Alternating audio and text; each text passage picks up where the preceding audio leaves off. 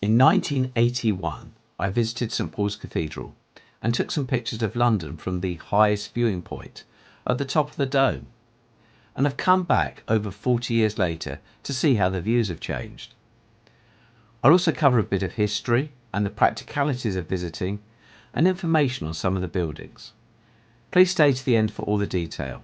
There has been a lot of change. I hope you enjoy. Please like and subscribe. Thank you for watching Eclectic Experience, change seen through images.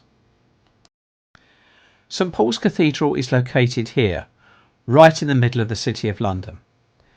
Probably the easiest place to see it from is its opposite Tate Modern across the Millennium Bridge. Some history. Incredibly, this is the 5th St Paul's on this site, the first being built around 604 AD, with the 4th, the Norman building, burning down during the Great Fire of London in 1666. The current St Paul's Cathedral was designed by Sir Christopher Wren and finished in 1710.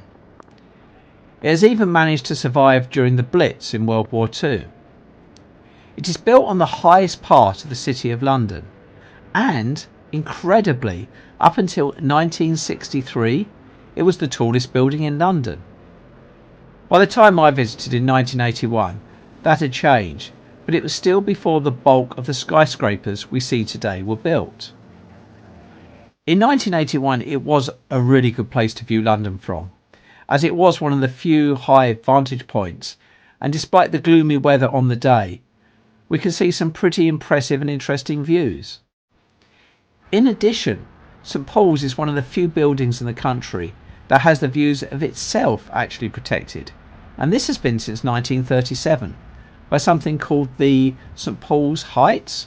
It's enforced by the City of London Corporation, and it does mean we still get some really good views. To visit the viewing platforms, there are two, it is necessary to buy an entrance ticket. Unlike the much taller 22 Bishopsgate, which is free, and I've done a separate video on, link at the end. But for that building, you simply get a lift up, have a look, and come down. It's quite sterile. This is actually a picture of St Paul's from 22 Bishopsgate. It is absolutely fantastic.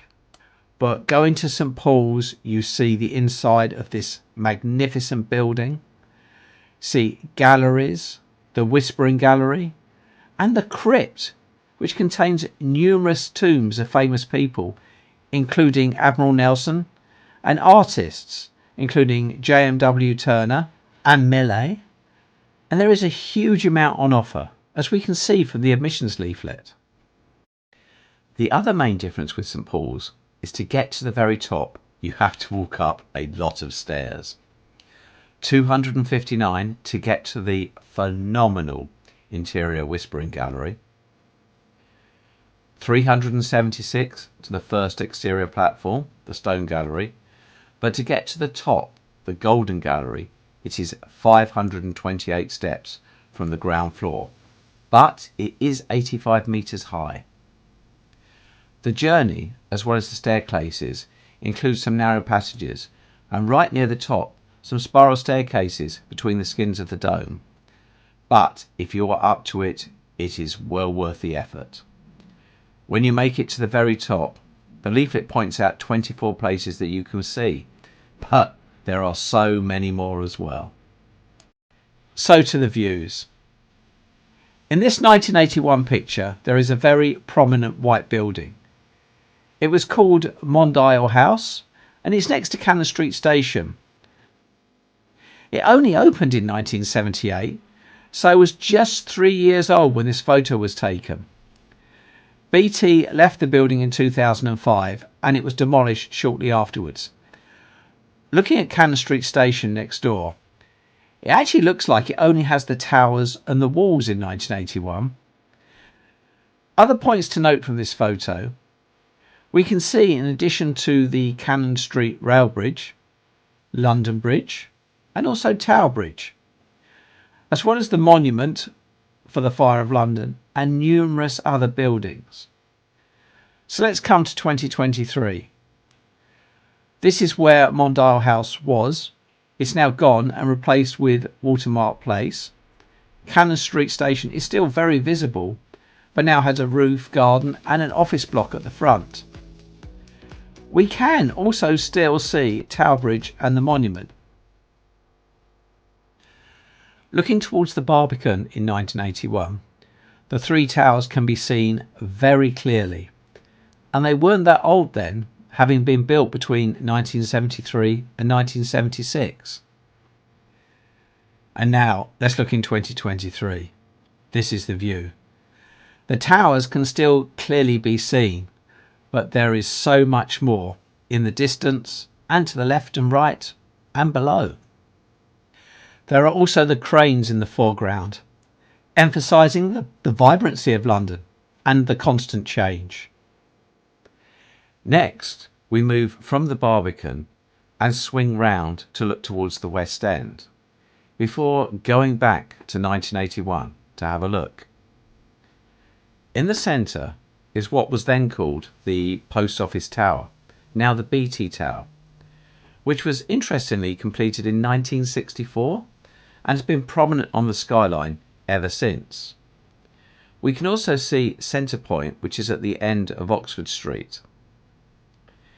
Then, as we move back to 2023, there is a lot of change, but we can still see both Centre Point and the BT Tower, as well as so much more.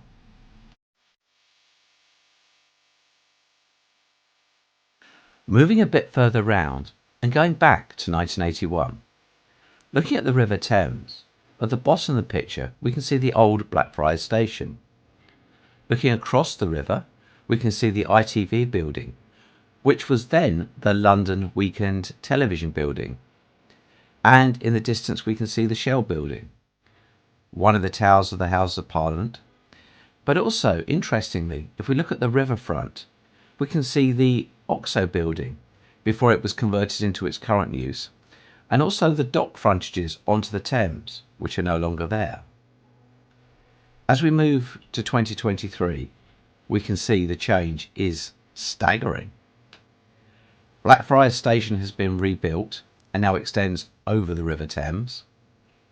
We can still see the ITV building, though it is now covered in scaffolding, but the Shell Tower has almost disappeared behind the new buildings next to it, and due to the bend in the river, this has also obscured one tower from the Houses of Parliament.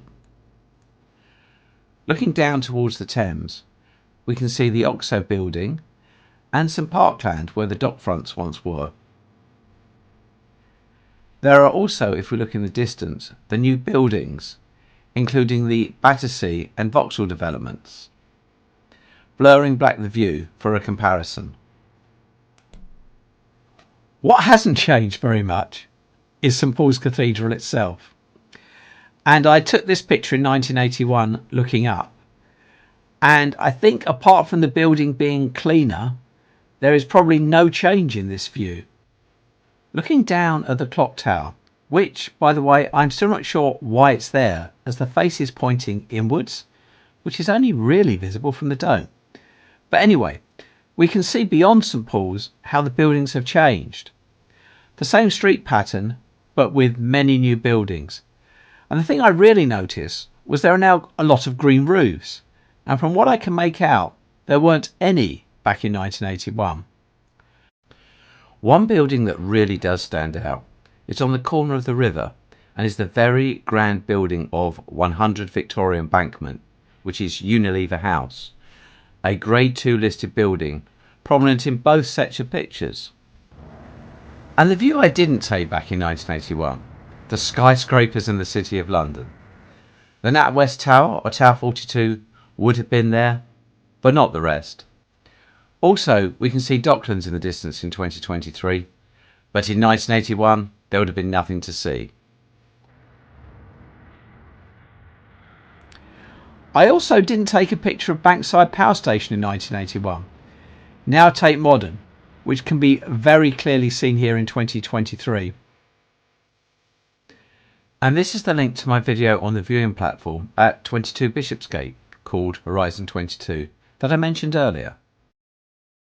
I hope you've enjoyed the video.